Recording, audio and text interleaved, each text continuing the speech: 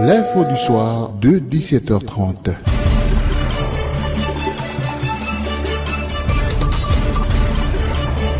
Madame Mouneiko Hauchaz, bonjour, merci d'être avec nous pour cet entretien. Donc, nous sommes à 2 semaines après les violences qui ont secoué le pays, et notamment Nouméa et le Grand Nouméa.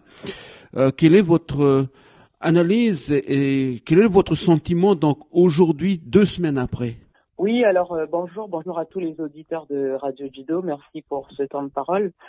Oui, effectivement, là on est à 2 semaines des émeutes et des manifestations qui ont fait bouger le pays et surtout qui nous ont plongé depuis 2 semaines dans cette période difficile que nous traversons. Et d'ailleurs on transmet toutes nos sincères condoléances à toutes les familles endeuillées, que ce soit du côté des jeunes mais aussi des gendarmes. Donc aujourd'hui, avec le recul, le peu de recul qu'on a, on peut dire aussi qu'on a des nouveaux éléments d'entrée. La levée de l'état d'urgence, elle a été faite aujourd'hui.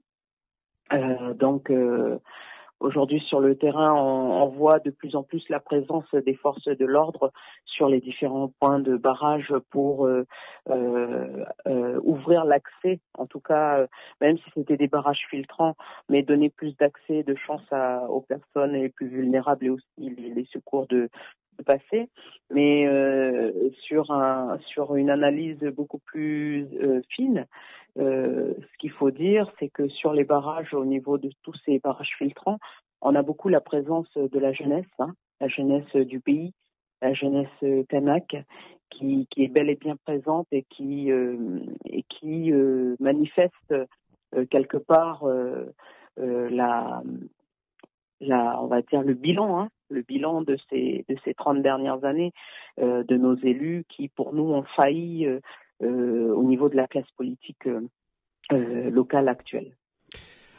Vous avez eu un regard critique sur ce qui s'est passé 30 années derrière, mais il y a tout de même beaucoup de choses qui ont été faites et est-ce une raison pour tout détruire? Déjà, sur ce postulat, je dirais que dans les accords qui ont été faits, il n'y a pas que du mauvais, il n'y a pas que du bon.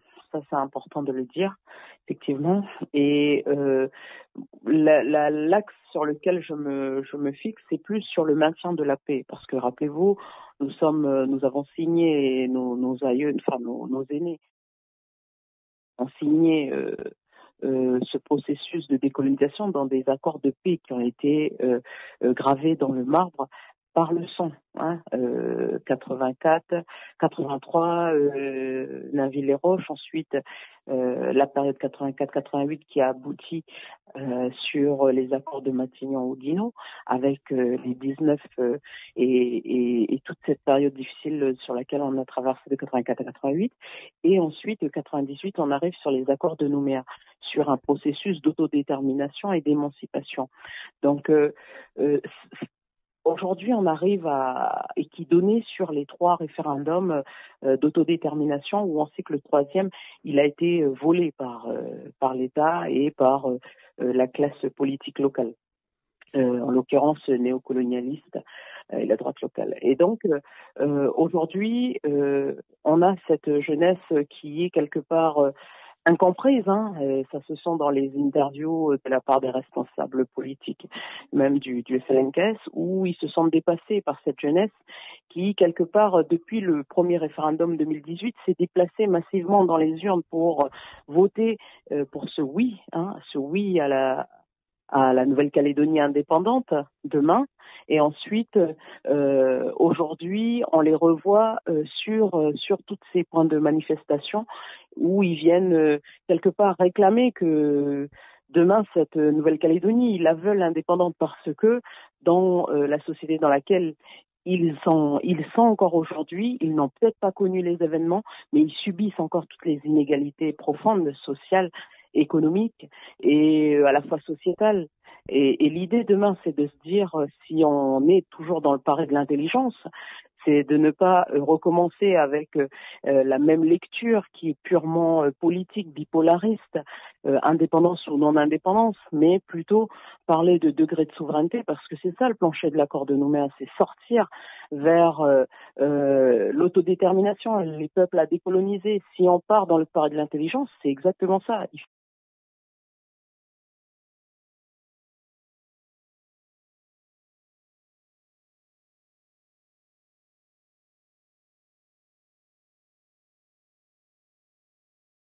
Tourner dans ce qui a été fait dans l'accord de Nouméa. Sinon, même la population se sentira quelque part, vous voyez, enfin, biaisée aussi. Donc, il faut maintenant, aujourd'hui, avec les données que nous avons, pouvoir poser le diagnostic, effectivement, de manière très rationnelle sur à la fois les dégâts que ça a engendré sur l'économie calédonienne, c'est pas des moindres. Aujourd'hui, on a des chiffres qui sortent. D'ailleurs, le président de la République, Emmanuel Macron, quand il s'est déplacé, il a une réunion technique avec à la fois les élus, mais aussi tous les représentants du tissu du monde économique. Donc, effectivement, dans cet accord global qui demande aujourd'hui à l'ensemble de la classe politique calédonienne, c'est de pouvoir se mettre autour de la table pour reprendre les voies du dialogue. Parce que, effectivement, derrière, l'État va investir, encore une fois, mais est-ce que les voies de sortie seront les mêmes? C'est ça le plus important. Comment nous axons la sortie demain de sorte à sortir par le haut de tout cela? Et je le rappelle, il y a des morts, des jeunes sont morts, alors que le pari de la paix, il fallait juste que nos élus tiennent la paix dans ce pays, par les voies du dialogue, par les voies du débat, par la voie des espaces de discussion, chose qu'ils n'ont pas faite aujourd'hui. Et ça se ressent. Et c'est le terrain qui parle. Et quand le terrain parle, notre histoire récente, elle nous a appris ce que ça donne.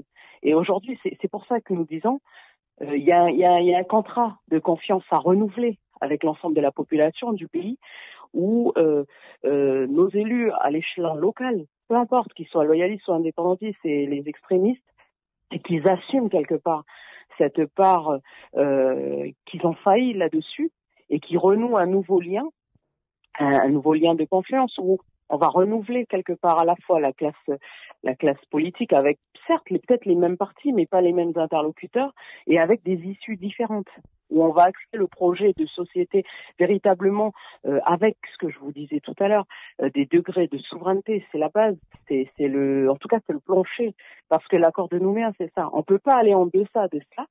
Et l'État aujourd'hui, l'idée de parler pur et dur du dégel du corps électoral, aujourd'hui on voit que c'est un projet qui est noyé dans l'œuf quelque part, avant de l'accoucher par le Congrès de Versailles, parce que certes, même si l'État ne dit pas qu'il va rejeter le projet du dégel du corps électoral, mais toute sa classe autour le rejette déjà. L'État, il n'y a pas que Macron, il y a aussi ses parlementaires, l'Assemblée nationale et le Sénat.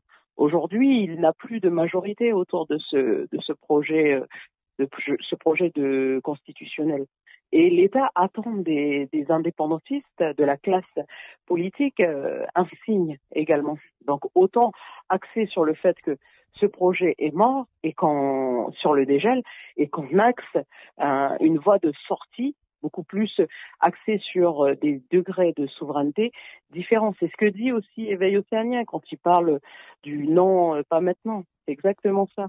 Moi, j'aurais dit c'est un oui timide qu'il faut analyser si on prend les deux derniers référendums, parce que le troisième, 43% seulement de la population a été votée avec un non qui est passé à plus de 95%, les résultats qu'on connaît. Donc sur les deux derniers, ce qu'il faut analyser sur les deux derniers référendums, c'est que on était plutôt dans un non, dans un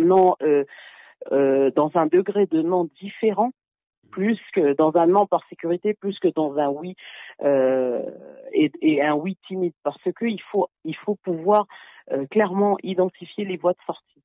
Et aujourd'hui, on en arrive là aujourd'hui.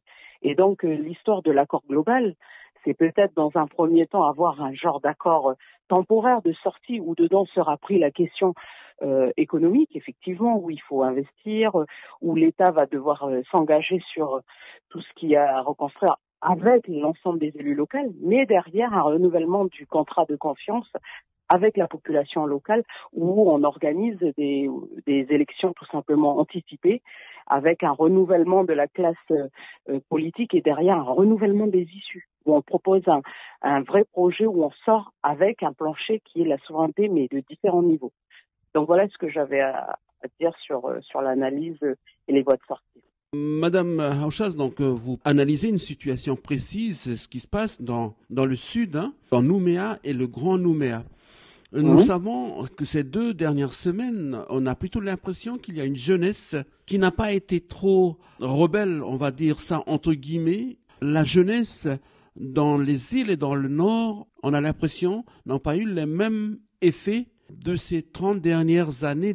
On n'a pas vécu les 30 dernières années de la même manière. C'est dans le sud qu'il y avait eu beaucoup de violence.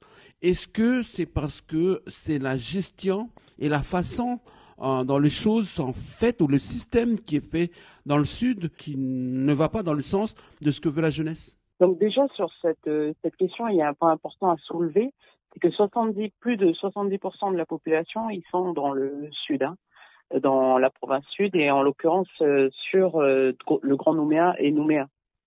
Donc déjà, à partir de cette donnée-là, on voit la concentration de la population et entre autres la population kanak, elle est beaucoup dans toute cette partie-là. Donc ça c'est un premier élément démographique. Et ensuite, il faut savoir que autour de Nouméa se sont construits les quartiers nord qu'on appelle ici les quartiers populaires où là vivent pour la plupart toutes les personnes qui sont avec des revenus à faible revenu. Donc c'est là où quelque part s'exercent aussi les inégalités sociales. L'indice de Gini de la Nouvelle-Calédonie, on est à 0,42% sur une échelle de 0 à 1. Ça veut dire qu'on a des indices et des indicateurs qui viennent mesurer les inégalités entre les populations, entre les bas et les hauts salaires. Et là, nous, on avoisine des pays du tiers-monde, alors qu'on a un PIB de plus de 1000 milliards de francs de CFP par an, des PIB des pays riches. Donc c'est pour dire que, vous voyez, l'analyse, c'est de dire que les inégalités, elles sont bel et bien présentes, et encore plus dans ces zones urbaines, périurbaines. Et d'ailleurs, c'est ce que montre quelque part la crise. Aujourd'hui, on n'est pas là pour défendre les exactions, défendre la violence. Hein. Aucune violence n'est justifiable et n'est à justifier. Ça, on est d'accord. Mais il faut pouvoir l'expliquer, il faut pouvoir en comprendre les mécanismes et surtout l'origine de cela. C'est ça qui est plus important et c'est ce qui manque dans l'analyse politique aujourd'hui. Et d'ailleurs, le fait est de tout le prendre sur un prisme politique, elle est là l'erreur. Alors qu'on a toute une partie de la population, de la ressource humaine au niveau local, peu importe son étiquette politique, qui peut apporter au débat. Et c'est ça qui a manqué quelque part. Et donc voilà, l'expression de la rue est là aujourd'hui avec cette jeunesse en toute voilà, mais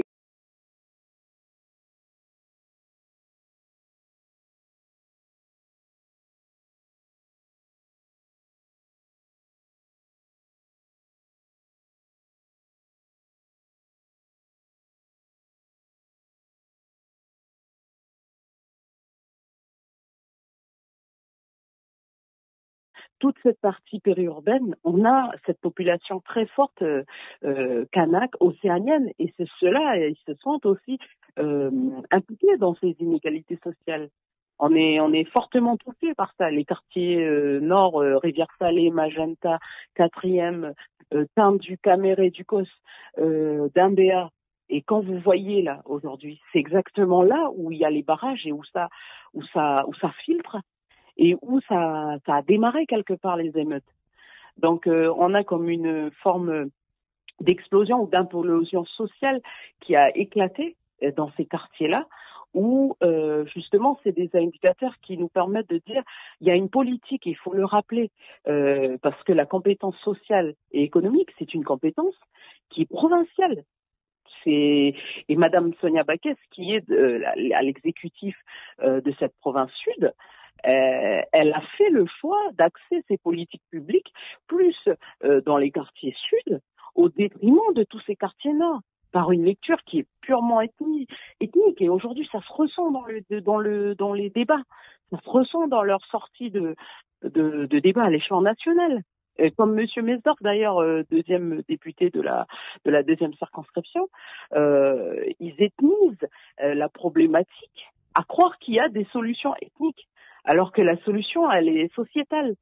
Si on axe toute la politique de développement économique vers les quartiers sud, au détriment des quartiers nord, la grogne, forcément, je dis pas que c'est normal, ça s'explique, mais il y a un moment donné, ce bilan-là, il faut l'assumer également. Et on est plus dans une politique élitiste, et ça se voit même sur la partie enseignement. Tous ces enfants-là, il faut le dire aussi, c'est des jeunes qui sont sortis du bahut aussi. Je dis pas pour tout le monde, mais en grande partie. Ils sont sortis des bancs de l'école, et aujourd'hui, le bilan à l'échelle de l'enseignement, il est catastrophique. On ne doit pas mâcher nos mots, il y a des morts derrière, il y a des jeunes qui sont partis. Le bilan aujourd'hui sur cette partie-là, il est vraiment catastrophique. Et on le voit sur le taux d'illettrisme à l'échelon local. On est à plus de 18% de la population qui sont illettrés. Donc c'est pour dire que quelque part toutes ces politiques publiques qui sont aux mains de nos élus en local aujourd'hui, les résultats sont là. Je ne dis pas que tout est mauvais, tout est bon, mais il y a un bilan critique auquel la parole elle a été quelque part enfermée que par les politiques, alors qu'on peut profiter de notre ressource des forces vives en local. Regardez, aujourd'hui, il n'y a pas de ministère de la jeunesse. Il n'y a pas on est purement dans des lectures politiques, et alors qu'on peut profiter de toute la manne, nous, c'est ce que nous appelons l'économie endogène, c'est-à-dire la ressource humaine du pays pour participer au bon vivre ensemble, à justement sortir de cette lecture qui est purement politique à chaque fois, du bipolarisme, soit indépendantiste, soit loyaliste.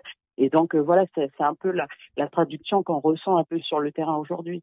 Je pense que le défi, le challenge demain, c'est de pouvoir proposer des projets avec des degrés de souveraineté différents, en sortant justement de ce clivage politique où on mise sur la force de ce pays, où on mise sur les différentes forces, peu importe leur couleur, mais qui viennent et qu'on participe ensemble à la reconstruction de ce pays, parce qu'on a une forte résilience et on a une capacité d'analyse qui va au-delà de celle des politiques, qui est juste de dire caricaturellement qu'il y a des loyalistes et des indépendantistes. La Nouvelle-Calédonie, c'est pas cela. L'expression du destin commun, on le vit, on est métissés tous, et cela, il faut que ça s'exprime au degré le plus haut des institutions, et surtout de ces accords qui vont demain émaner pour les 30 prochaines années, parce que nous, on veut pas, encore une fois, que nos enfants dans 30 ans, ils vont refaire la même chose. Non. Le pari, le challenge, c'est ça, et je pense que c'est ça le pari de l'intelligence.